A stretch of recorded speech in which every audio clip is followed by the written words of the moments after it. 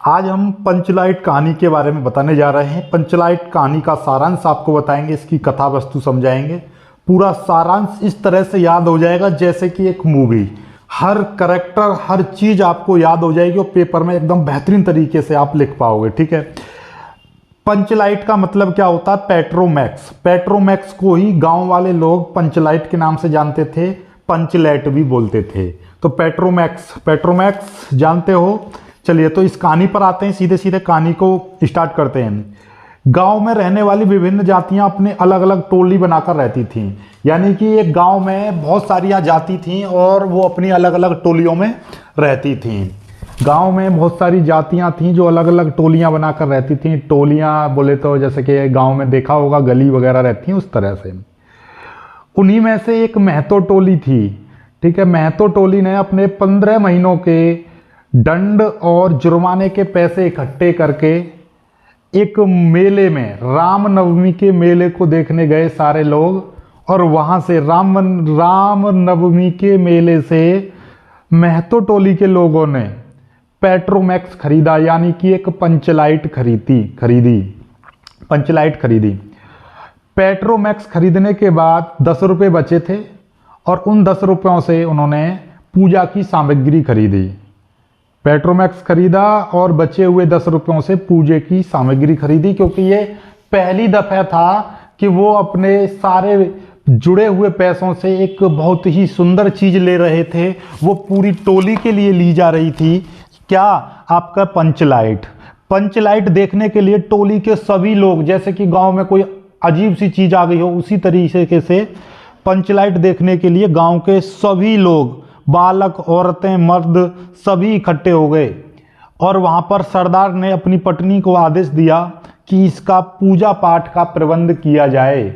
यानी कि सरदार ने सभी को बुलाया कि देखो हम पंचलाइट खरीद के लेकर आए। सभी के गांव में एक खुशी की लहर दौड़ पड़ी कि देखो देखो पंचलाइट आया सभी के लिए। और पंचलाइट के लिए, और उस दिन एक खास बात और रही कि पंचलाइट के चक्कर में सभी ने क्या किया कि भाई पंचलाइट के रोशनी में ही आज शाम होगी, तो पंचलाइट जलेगा, तो घरों में आज आप दीपक ना जलाएं, सीधे सीधे पंचलाइट का रोशनी ही देखेंगे।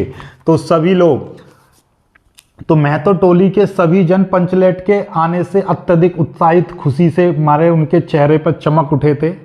लेकिन उनके सामने एक बड़ी समस्या एक साथ आ गई। उनके सामने एक बहुत ही बड़ी प्रॉब्लम आ गई पंचलाइट को जलाने की, कि भाई पंचलाइट को जलाएगा कौन? क्योंकि वो खुशी खुशी में खरीद तो लेकर आए पंचलाइट, लेकिन खरीदने के साथ उन्होंने ये नहीं सोचा कि इसको जलाते कैसे हैं, जलाया कैसे जाएगा, जलाएगा कौन? क्योंकि किसी भी व्यक्ति को उसे जलाने का कोई आइडिया नहीं था। कोई भी व्यक्ति पंचलाइट को जलाना नहीं जानता था।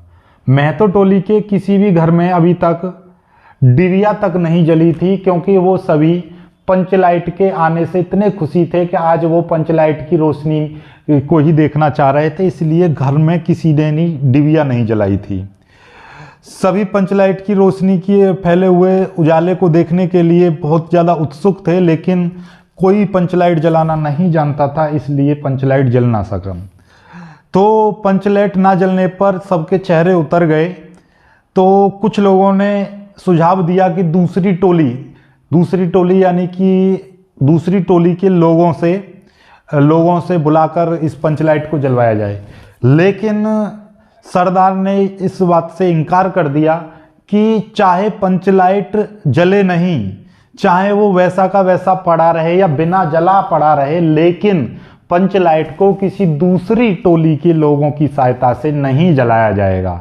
क्योंकि दूसरी टोली के लोग आके जलाते तो वो अपनी टोली की बेइज्जती समझते, वो अपने आप को नीचा समझते। इसलिए उस टोली वालों ने निर्णय किया कि ये पंचलाइट नहीं जलेगा तो ऐसा का ऐसा ही पड़ा रहेगा, लेकिन हम दूसरी टोली की हेल्प नहीं लेंगे। फिर आगे, अब गुलरी काकी थी उस टोली में, गुलरी काकी। तो उनकी एक बेटी थी मुनरी, और गुलरी काकी की बेटी गुलरी काकी की बेटी मुनरी एक टोली के गोधन नाम के लड़के से बहुत प्रेम करती थी और उससे शादी करना चाहती थी। तो हुआ ये कि गुलरी काकी की जो बेटी थी मुनरी, वो गोधन से प्रेम करती थी और गोधन ऐसी गाने वगैरह गाता था, आवारा टाइप का, मतलब ऐसे ही घूमता था।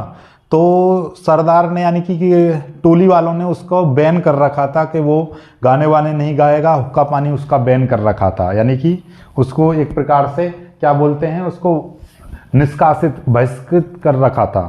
तो हुआ ये कि गुलरी काकी मुनरी ये जानती थी कि गोधन पंचलाइट को जला सकता है, यानी कि जो गोधन को बर्खास्त कर रखा था तो वही उस पंचलाइट को जलाना जानता है, और वो उनकी टोली का भी था। लेकिन उसको सजा मिली थी, इसलिए अब मुनरी तो बोल नहीं सकती थी, तो मुनरी ने अपनी सहेली को बुलाया और सहेली के जरिए इस बात को, कौन सी बात, कि गोधन पंचलाइट जला सकता है, इस बात को सरदार तक पहुंचाया।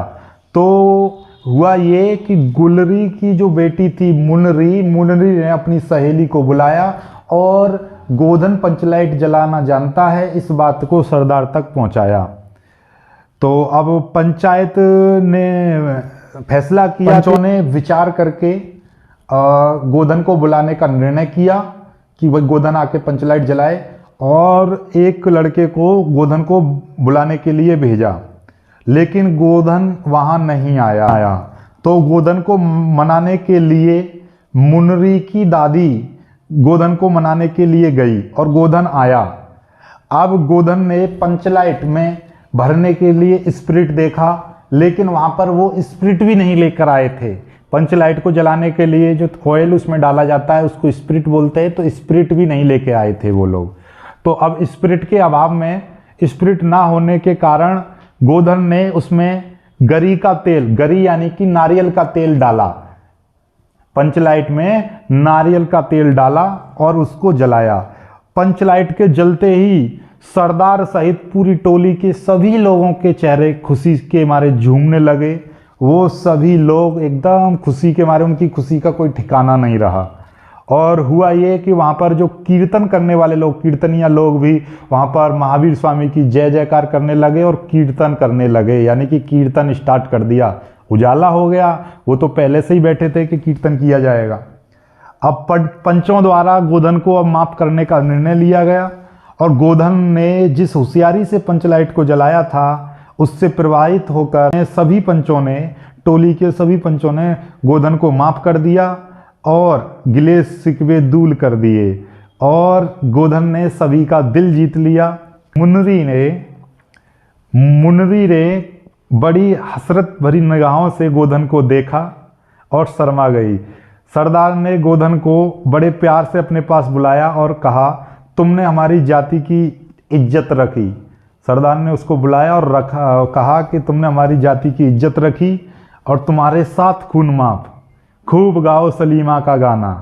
अंत गुलरी काकी ने गोधन को रात के खाने के लिए, रात के भोजन के लिए आमंत्रित किया।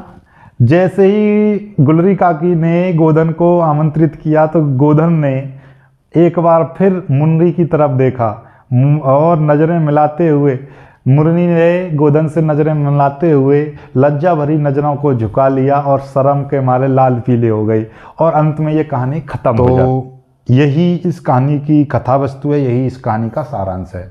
मुझे उम्मीद है कि ये कहानी आपको बहुत ज़्यादा पसंद आई होगी और एक बार में ही समझ में आ गई होगी। समझ में आई है तो वीडियो को लाइक करके अपने दोस्तों तक शेयर कर देना, और ये पेपर में जरूर आएगी, इसको लिख देना, ठीक है।